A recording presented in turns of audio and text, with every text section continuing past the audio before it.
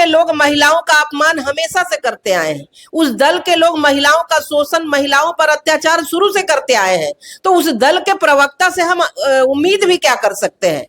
उन्होंने, मैं सारिका पासवान आती हूँ साफ शब्दों में कि अपने शब्दों को वापस लें, वो माफी मांगे।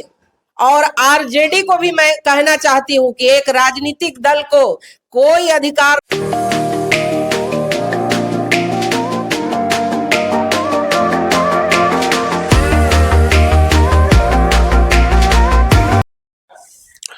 नमस्कार, आप देख रहे हैं जनता जागरण। मैं हूं आपके साथ प्रिंस कुमार। आरजेडी की प्रवक्ता सारिका पासवान जिस तरीके से अपने बयान को लेकर लगातार विवादों में घिर चुकी है, उन्होंने बीजेपी की नेत्री स्मृति ईरानी के बारे में अलग अलग अंदाज में अलग अलग बयान दिए हैं। यहां तक उन्होंने कह दिया 3x स्टार के रूप में उन्होंने इनको संबोधित किया। आज उसी पे बात करने के लिए बीजेपी की प्रवक्ता सजल झा हमारे साथ है। सजल जी, क्या कहेंगे, क्या चल रहा है? आखिर राजनीति का स्तर इतना गिर गया है। देखिए, जिनकी आप बात कर रहे हैं वहां तो स्तर कभी उठा ही नहीं, तो गिरने की बात क्या कर रहे हैं। उस दल का स्तर हमेशा से गिरा हुआ है।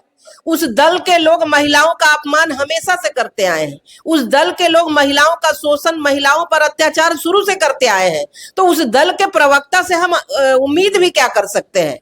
उन्होंने, मैं सारिका पासवान जी को चेतावनी देती हूं कि जिस प्रकार के शब्दों का एक महिला के प्रति उन्होंने अपमान किया है। स्मृति ईरानी जी इस देश की गरिमा है, इस देश की एक प्रतिष्ठित पद पर बैठी हुई हमारी भारत सरकार की मंत्री है, और स्मृति ईरानी जी के चरणों के धूल बराबर भी सारिका पासवान नहीं है। वो एक हस्ती है इस देश की। इसलिए स्मृति ईरानी जी पर जिस प्रकार से उन्होंने लांछन लगाया है, मैं उन्हें कहना चाहती हूं साफ शब्दों में कि अपने शब्दों को वापस लें, वो माफी मांगे।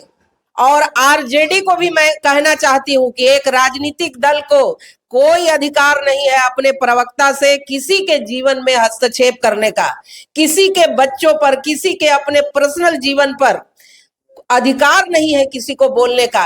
तो सारिका पासवान को किसने अधिकार दिया उनके जीवन में बोलने का? अरे तुम राजनीतिक कार्यकर्ता हो, राजनीतिक प्रवक्ता हो, तुम्हें राजनीति पर जितना बोलना है आपको बोल सकती है, लेकिन किसी के जीवन में हस्तक्षेप करने का किसी को संवैधानिक अधिकार नहीं है। उन पर तो मानहानि का मुकदमा हो जाएगा, वो जिस प्रकार से भाषा का इस्तेमाल किए हैं। और सारिका पासवान को तो आप जानते ही हैं कि वो हमेशा अभद्र टिप्पणी के लिए जानी जाती है।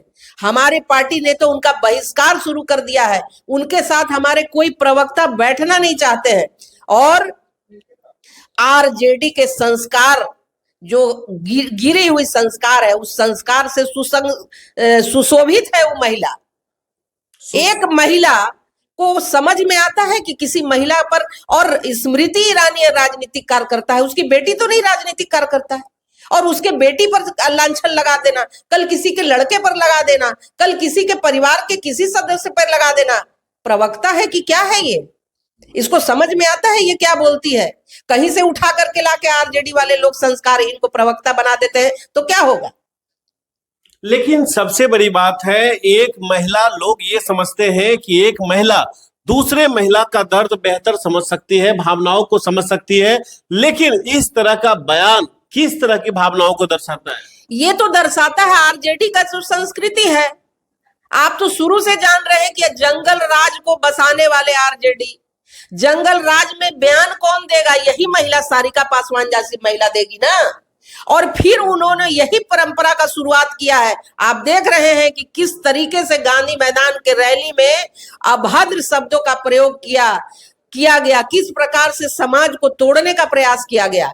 तो पार्टी के जो भी प्रवक्ता होते हैं वही बोलते हैं जो उनकी पार्टी सिखाती है, तो पार्टी से संस्कार सीख करके वहां पर बोला जा रहा है। लेकिन मैं फिर भी सारिका पासवान जी को फिर एक बार कहना चाहती हूँ कि आप महिला हैं, महिला के जैसा बर्ताव करें और महिलाओं के प्रति इस प्रकार का अभद्र टिप्पणी नहीं करें।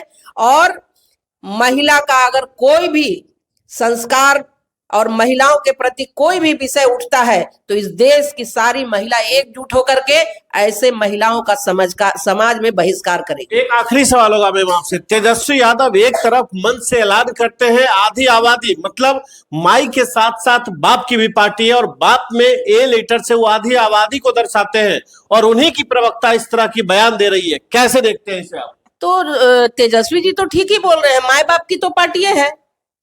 बाबूजी बने मुख्यमंत्री, उसके बाद माए बनी मुख्यमंत्री, उसके बाद माता जी बैठ गई तो बेटा जी बने उप मुख्यमंत्री। और उससे भी बड़ा मैं विषय बताना चाहती हूँ कि महिलाओं का इस्तेमाल, किस तरीके से महिलाओं का दुरुपयोग होता है वहां, कि एक बेटी का कर्तव्य बनता है किडनी देना तो प्रचार करते हैं मेरी बेटी किडनी दी है। मैंने जनता उसको भी देख करके, अब माँ बाप बेटा के बाद बेटी को भी टिकट दे सहानुभूति लेके, तो वहां माँ बाप बेटा बेटी का परिवार है, वो वही पूरा बिहार है। और बिहार कहीं नहीं है, बिहार जो है वो लालू राबड़ी जी के आवास में सीमित है। माँ बाप बेटा बेटी, उसके बाद पोता पोती नाती नतनी सब वहां पर सरकार में आएगा। उनकी यही मंशा है। वो तो बुड़बक बनाते हैं जो वहां लोग बैठे हुए हैं, वो बेवकूफ बनते हैं, जात पात पर भड़काना, लोगों को नजदीक, ये तो बेवकूफी का काम है। उनकी सीमा वहीं तक है, वहीं समाप्त हो जाती है अपने परिवार के पास। पूरा बिहार लालू राबड़ी के आवास तक सीमित है। बहुत बहुत शुक्रिया सेजल जी, आपने सुना किस तरीके से ये अपनी प्रतिक्रिया सारिका पासवान के बयान पे दिया। लेकिन अब सबसे बड़ी बात है आरजेडी के तरफ से क्या एक्शन होगा आगे आने वाले समय में, क्योंकि ये टिप्पणी जो उन्होंने की है एक व्यक्ति विशेष पे की है और ये देखने का विषय होगा कि आगे क्या क्या होता है। लेकिन ये सारे कंटेंट को देखने के बाद, ये सारे रिएक्शन को देखने के बाद आप क्या सोच रहे हैं, अपनी प्रतिक्रिया कमेंट करके जरूर बताएं। अभी के लिए इतना ही, बने रहे जनता जागरण के साथ। मैं हूं आपके साथ प्रिंस कुमार, नमस्कार।